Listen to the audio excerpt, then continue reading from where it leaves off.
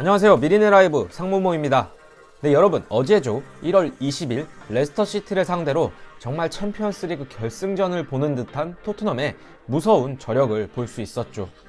현안에서는 토트넘의 콘테 감독의 선수 기용 승리이다.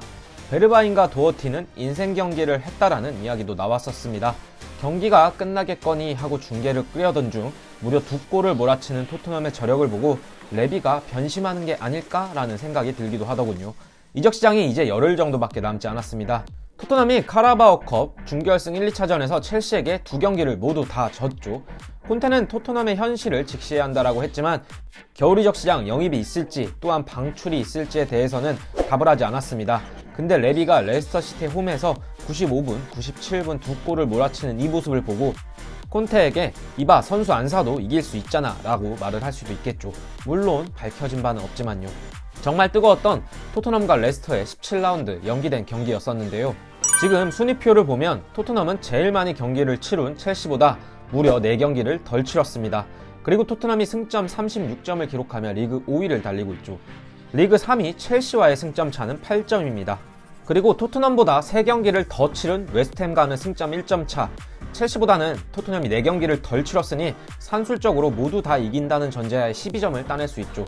그리고 1월 24일 예정되어 있는 토트넘과 첼시와의 23라운드 경기가 있기 때문에 이 경기는 승점 6점짜리 경기입니다. 1월 달에만 무려 첼시를 3번 만나게 되는 토트넘인데 카라바오컵 준결승 1, 2차전 2판은 졌다고 치더라도 이번에는 첼시와 어떻게 비벼볼만 하지 않을까요? 아무튼 레스터전 베르바인이 극장 2점 슛으로 인해 토트넘은 리그 4위권 진입에 매우 유리한 위치를 점한 것은 사실입니다. 근데 이 상황에서 겨울 이적 시장 영입 소식이 전해지지 않고 있습니다.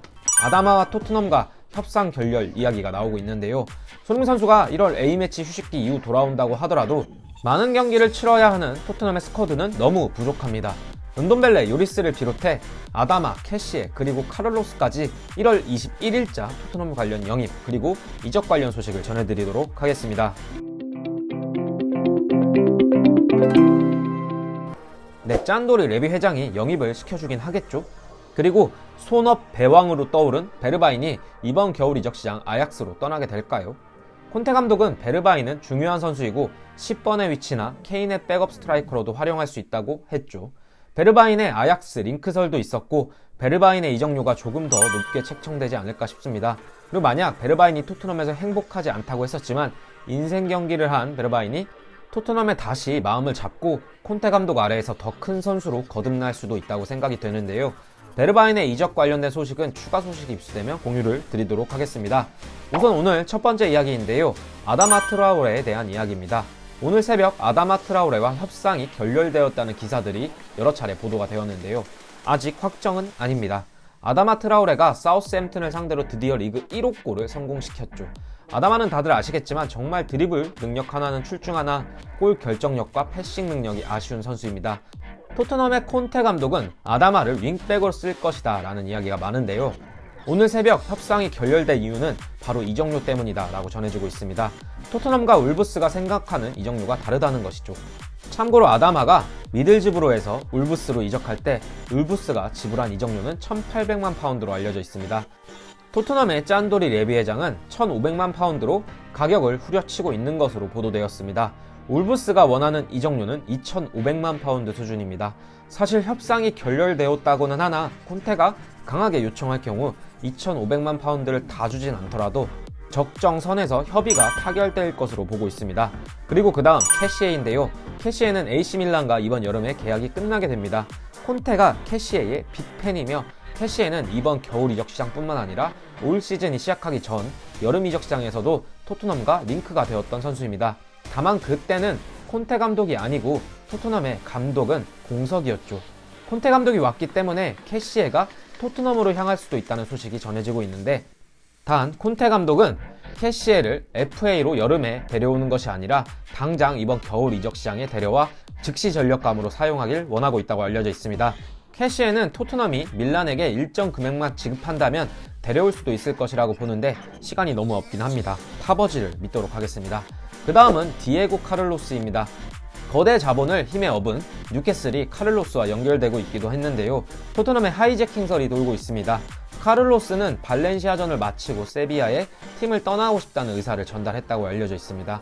뉴캐슬은 카를로스에게 2,800만 파운드의 금액을 제시한 것으로 알려져 있고, 토트넘이 하이제킹을 위해선 이보다 큰 금액과 주급으로 선수 및 구단과 협상이 필요할 것으로 보이는데요. 거대 자본을 등에 업은 뉴캐슬이기 때문에 현실적으로 쉽지 않아 보입니다. 그 다음은 요리스에 대한 소식입니다. 토트넘의 주장 요리스가 드디어 토트넘과 재계약을 했습니다. 지난 콘테의 인터뷰에서 요리스와 재계약을 확신한다 라고도 전했었죠.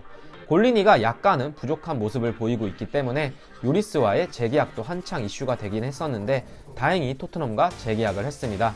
요리스는 토트넘의 프리미어리그 최다 출전 기록 보유자이며 2012년도부터 약 400경기에 출전한 정말로 대단한 선수입니다. 네, 그리고 제일 말도 많은 은돈벨레죠. 은돈벨레의 PSG 이적설이 가시화되고 있습니다. 토트넘은 은돈벨레를 처분한 이적료로 카를로스, 아다마, 캐시에의 영입 자금으로 쓸 것이라고 하는데요. 프랑스인이어서 그럴까요? 아니면 올림피크를 이용해서의 활약을 보고 PSG가 컨택을 하는 것일까요? PSG는 은돈벨레를 임대 후 완전 이적 옵션으로 영입을 희망하고 있고, 임대 기간 동안 토트넘은 주급 전액을 PSG가 지급하기를 원하고 있다고 합니다. 이런 보도는 프랑스의 언론지인 레키프에서 독점 정보로 보도를 했고, 은돈벨레와 은바페는 아주 친한 사이이며 은바페가 은돈벨레를 추천했다고 합니다. 그리고 이어 은돈벨레는 파리에 가서 챔피언스 리그 16강에서 메시와 네이마르 그리고 은바페와 함께 레알을 상대하고 싶다고 전했다고 합니다.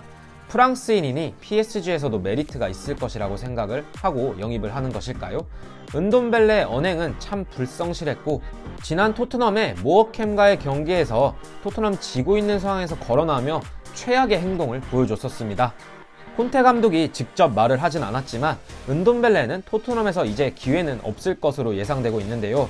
은돈벨레는 토트넘에서 주급을 많이 받기 때문에 토트넘에서 또 열심히 할 것이다, 주전 경쟁을 할 것이다 라는 내용이 은돈벨레의 지인을 통해 나오기도 했었죠. 하지만 PSG가 은돈벨레의 주급을 완전히 보장해 준다면 은돈벨레 입장에서는 자국 리그인 프랑스로 돌아가 레알과의 챔피언스 리그 16강에 출전을 하고 싶을 수도 있을 것이라는 생각이 듭니다. 토트넘 구단이나 은돈벨레 개인의 입장에서 봤을 때 나쁘지 않은 딜이라고도 할 수 있을 것으로 보입니다.